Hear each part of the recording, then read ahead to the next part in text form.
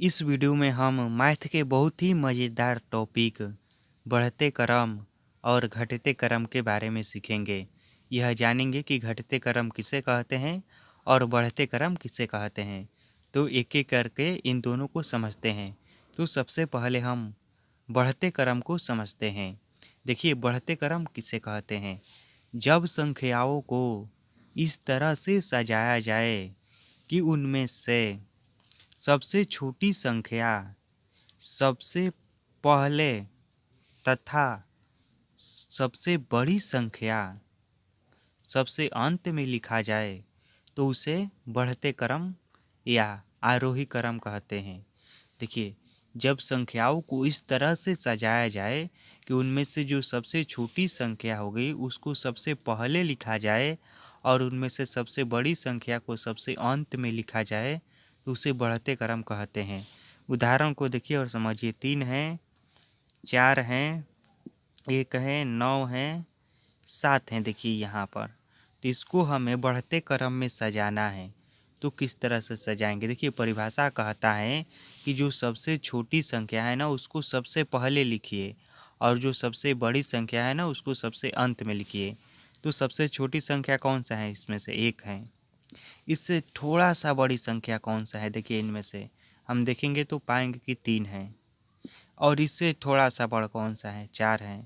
और इससे बड़ा 7 है और इससे बड़ा 9 है। तो इस तरह से यह बढ़ते क्रम में हुआ, क्योंकि इनमें से जो प्रत्येक अगला संख्या है वह पहले वाली संख्या से क्या है? बड़ा है। और इनमें से जो पहले वाला संख्या है वह सबसे छोटा है और सबसे लास्ट वाला संख्या है जो सबसे बड़ा है। और इस क्रम को बढ़ते क्रम कहते हैं। यह अच्छे से याद हो गया? इसको अच्छे से समझ लीजिए, क्योंकि यहाँ पर एक फ्री है। यदि आप बढ़ते क्रम समझ लेंगे तो घटते क्रम अपने आप समझ में आ जाएगा, वह अपने आप याद हो जाएगा। और उदाहरण देखिए, यहाँ पर हैं 25, यहाँ पर हैं 24, यहाँ पर हैं 30, यहाँ पर हैं 15, यहाँ पर हैं 37। अब इन संख्याओं को हमें बढ़ते क्रम में सजाना है। तो हम कैसे सजाएंगे? देखिए, सबसे पहले हम क्या करेंगे? सबसे छोटी संख्या को लिखेंगे। तो सबसे छोटी संख्या कौन सी है इनमें से? देखिए तो 15 है। उसके बाद कौन सी है? उससे थोड़ा सा बड़ा कौन सा है? इसमें से 24 है। तो हम 24 को लिखेंगे। उससे थोड़ा सा बड़ा देखेंगे तो 25 है। और उससे थोड़ा सा बड़ा देखेंगे तो 30 है। और उससे बड़ा 37 है। तो इस तरह से बढ़ते क्रम में सजाया जाता है। इनमें से क्या किया जाता है? जो सबसे छोटी संख्या होती है उसको सबसे पहले लिखा जाता है और सबसे बड़ी संख्या होती है जिसको सबसे लास्ट में लिखा जाता है। इस तरह से देखिए, मैं आपको चिन्ह पार कर दिखा रहा हूँ और अच्छे से समझ में आ जाएगा। देखिए, यहाँ पर है एक चिन्ह, ठीक। और यहाँ पर देखिए 1 है, यह 2 है। यह बढ़ते क्रम में चिन्ह जा रहा है हमारा। देखिए, जस जस चिन्ह ऊपर हो रहा है यह बड़े होते जा रहा है, ठीक। तो यहाँ पर हम क्या देख रहे हैं? लास्ट वाला चिन्ह जो है यह सबसे बड़ा है और शुरू वाला सबसे छोटा है, ठीक। इसी तरह से संख्याओं को भी सजाया जाता है। सबसे पहले छोटे संख्या को लिखा जाता है और उसके बाद उससे थोड़ा सा बड़े संख्या को लिखा जाता है और अंत में सबसे बड़े संख्या को लिखा जाता है। यह देख रहे हैं ना, चिन्ह जिस तरह से जा रहा है ना, एक सीढ़ी की तरह यह। तो इसी तरह से बढ़ते क्रम किया जाता है। बढ़ते क्रम याद रखने का मैं आपको एक आसान ट्रिक बता दे रहा हूँ और इसको याद रखिएगा। बढ़ते क्रम में जब भी बनाना होगा ना तो समझ जाइए कि आपको छत पर चढ़ना है। और छत पर आप कैसे चढ़ेंगे? सबसे पहले जो सबसे नीचे वाला सीढ़ी है उस पर पैर रखेंगे। उसके बाद उससे थोड़ा सा ऊपर वाला सीढ़ी है उस पर पैर रखेंगे। ऐसा नहीं ना है कि सबसे पहले नीचे वाले पर रख दिए और उसके बाद डायरेक्ट ऊपर वाले पर। नहीं, ऐसे तो आप पैर नहीं रखेंगे। तो जब भी बढ़ते क्रम बनाने को आएगा ना तो समझ जाइए कि छत पर चढ़ना है। और छत पर कैसे चढ़ते हैं? तो इस तरह से सीढ़ी होता है और सीढ़ी में क्या किया जाता है? सबसे पहले छोटे वाला होता है और सबसे लास्ट में बड़े वाला होता है।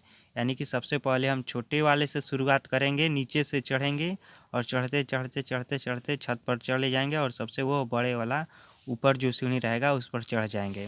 तो इसी तरह से यहाँ पर भी सजाना है। सबसे पहले छोटे संख्या को लिखना है और उसके बाद उससे बड़े संख्या को, उसके बाद उससे बड़े संख्या को और लास्ट में सबसे बड़े संख्या को लिख देना है। अब अवरोही क्रम को समझिए। देखिए, मैंने कहा था ना कि एक पर एक फ्री है।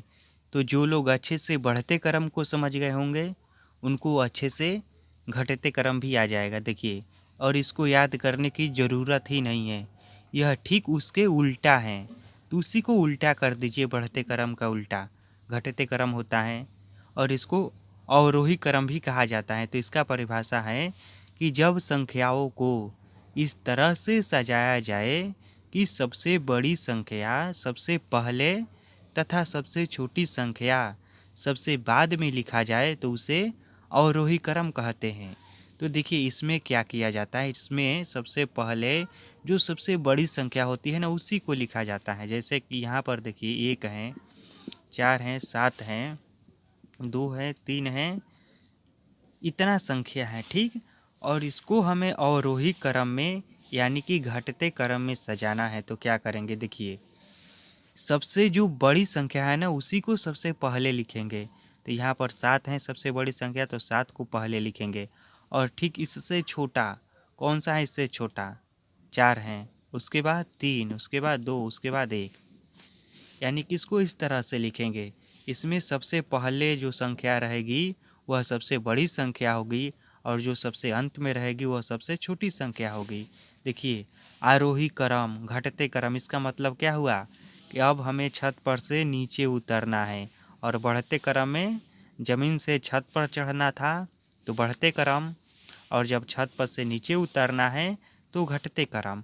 और कैसे उतरेंगे, तो छत पर से नीचे उतरने के लिए क्या करेंगे, सबसे ऊपर वाले जो सीढ़ी होगा उसी पर पैर रखेंगे, उसके बाद थोड़ा सा नीचे वाले पर, उसके बाद थोड़ा सा करते करते करते करते लास्ट में क्या करेंगे, सबसे नीचे वाले पर पैर रखेंगे। तो ठीक इसी तरह से घटते क्रम को बनाना है।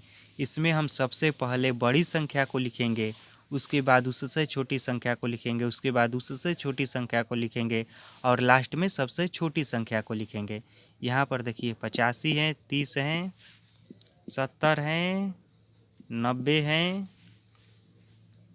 75 हैं, यह संख्या है और इसको हमें घटते क्रम में लिखना है। तो देखिए क्या करेंगे, इनमें से ढूंढेंगे खोजेंगे कि सबसे बड़ी संख्या कौन सी है।